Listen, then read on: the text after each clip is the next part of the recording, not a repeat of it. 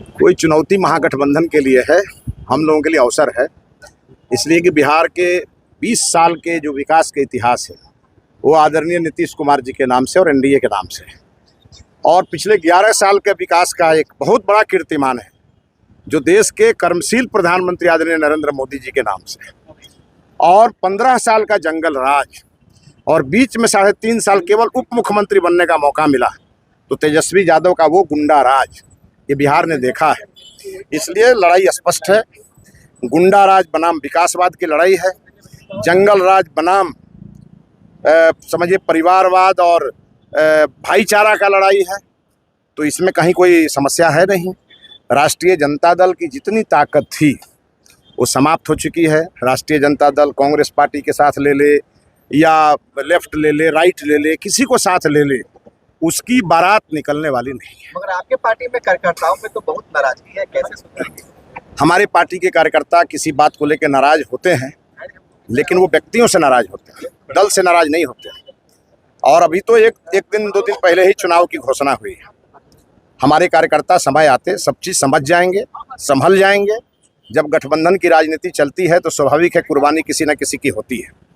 और ये पहले भी आपको ध्यान में होगा, यहाँ लोकसभा का सीट था, बीजेपी जीती थी, गठबंधन हुआ तो जनक राम जी की कुर्बानी हुई।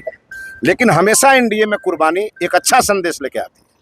जनक राम जी का सीट गया तो जनक राम जी आज 2 बार से मंत्री हैं, बिना जीते बिना लड़े मंत्री हैं।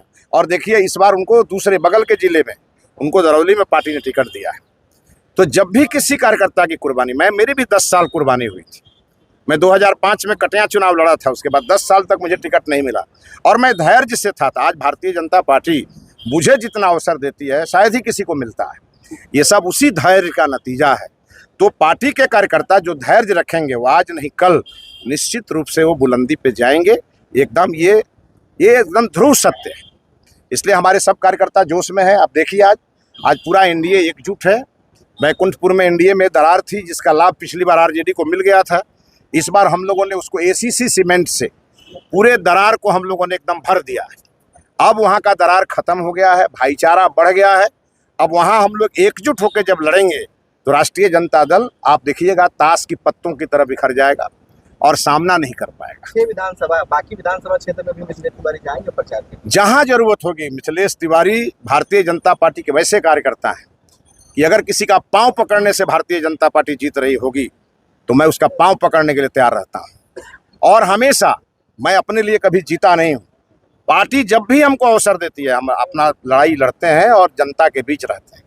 और इस नाते इस बार 6 विधानसभा की जीत के संकल्प के साथ आज माँ थावे का आशीर्वाद लेकर के मैं आज यहाँ समाहरणालय में खड़ा हूँ। मेरा नामांकन हो रहा है। आज हमारे और 2 साथियों का नामांकन है, सुनील कुमार जी का और अपने हथुआ से राम सेवक जी का है। और भी 1-2 दिनों के अंदर सभी साथियों का नामांकन हो जाएगा। सभी 6 जो हमारे एनडीए के उम्मीदवार होंगे, एक दिन हम लोग सभी 6 एक मंच पे आपको दिखेंगे और हम सब एक दूसरे को मिलकर जिताएंगे और गोपालगंज की जनता का आशीर्वाद प्राप्त करेंगे।